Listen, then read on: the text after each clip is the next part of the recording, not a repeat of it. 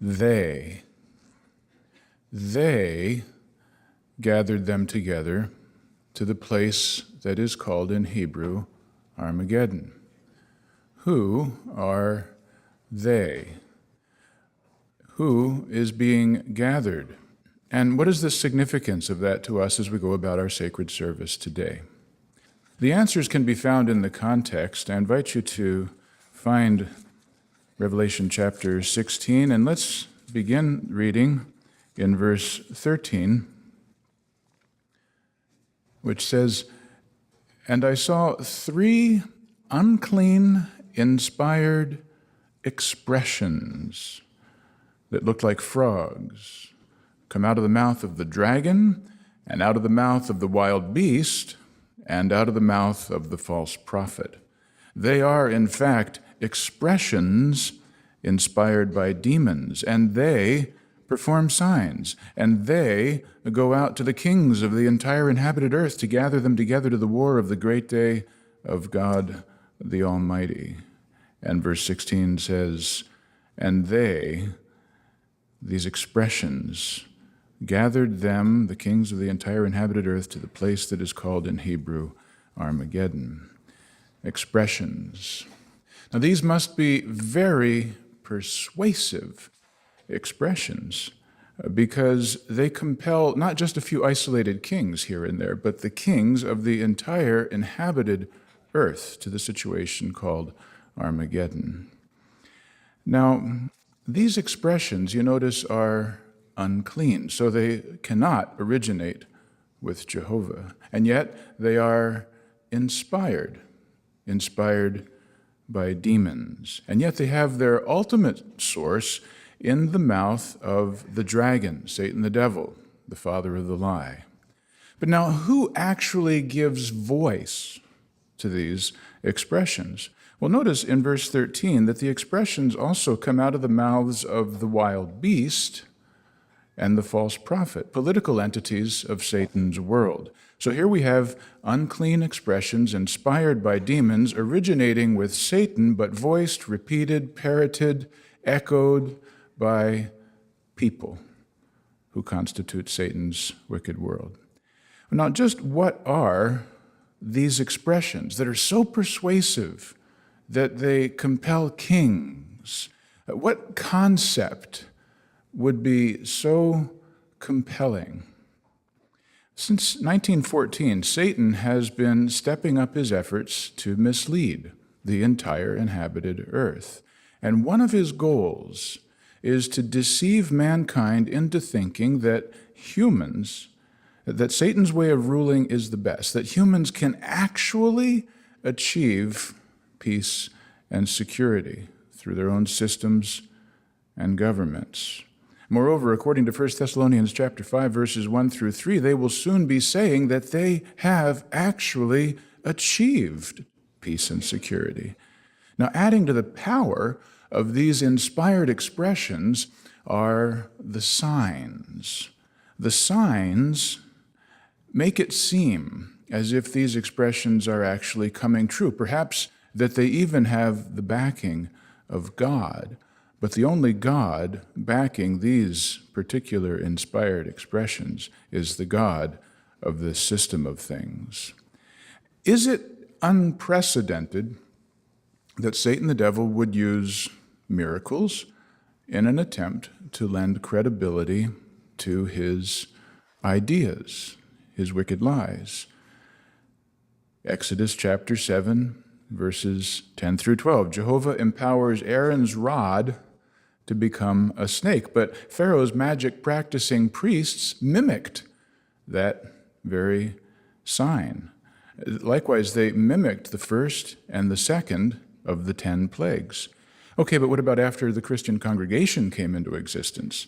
Paul indicated at 2 Thessalonians chapter 2, verses 3 through 12, that the apostate movement, which eventually gave birth to the clergy of Christendom, would be backed by, quote, "the operation of Satan, with every powerful work and lying signs and wonders," 2 Thessalonians 2:9. Moreover, Mark chapter 13, verse 22 says, In the prophecy of the last days, Jesus said, moreover, false Christs and false prophets will arise and will perform signs and wonders to lead astray, if possible, even the chosen ones. So clearly, demons teach. And it is not beyond Satan and the demons to back up their false claims with wonders at times, although obviously their power in that regard is limited.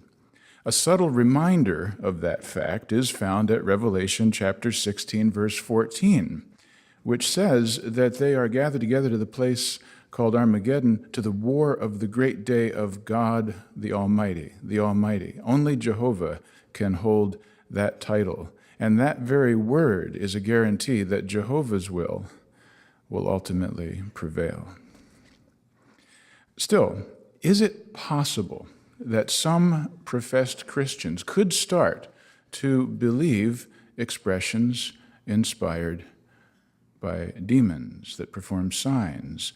If it weren't possible, at least for individuals, then why would Revelation chapter 16 contain this warning? Right in the middle of the discussion about Armageddon that we just read, the verse that we skipped, verse 16, contains a very relevant reminder for each and every one of us. Now, sometimes we skip it because we keep all the verses about Armageddon together, but this is not an afterthought, a sidebar, just a wise saying plunked in for no apparent reason. It's totally relevant. Let's read it. Look, verse 15.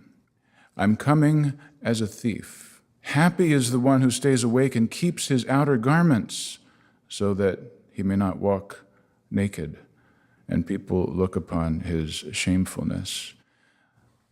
So here we are, right on the cusp of the outbreak of the Great Tribulation. You have an identity, garments, an identity as a faithful witness of Jehovah God. Keep your identity. How? By keeping awake spiritually. The article from which our text is taken, entitled Your Deliverance is Getting Near, in the July 15, 2015 issue of the Watchtower, points out, in harmony with the Scriptures, boiling down a number of scriptural facts, that Babylon the Great will be destroyed. Then the initial part of the Great Tribulation will be cut short. There will be a brief respite during which the majority of mankind will seek refuge in human organizations. Our message of good news will change to one of judgment. Then the coalition of nations, referred to as Gog of Magog, will be bent on attacking Jehovah's anointed ones and their associates. Now, only loyal love for Jehovah, obedient support of his anointed ones, will get us through. That will mean everything. So what must we do now? Stay awake. You have an identity, not just Bethelite, Gilead graduate. No, you've worked hard with Jehovah's help to establish an identity as a Christian worshiper of Jehovah. Keep it. Perform holy acts of conduct. We could say things we don't do, things we don't watch, things we don't read, things we don't think about, things we don't say. Don't let the demons tamper with your identity as a Christian with their unclean, inspired expressions. Perform deeds of godly devotion. We could say things we do, preaching, lingering in prayer, continuing in your personal study. Much is covered in Gilead, yes, but not everything. The online study Bible is amazing, and it just keeps getting better day after day, helping us to forge a closer bond, a close personal attachment with Jehovah. Continue devoting time to such deeds of godly devotion now, and you will succeed then. You will not be duped by the expressions that perform signs as others are. No, you will survive the great day of God the Almighty, now so very near at hand.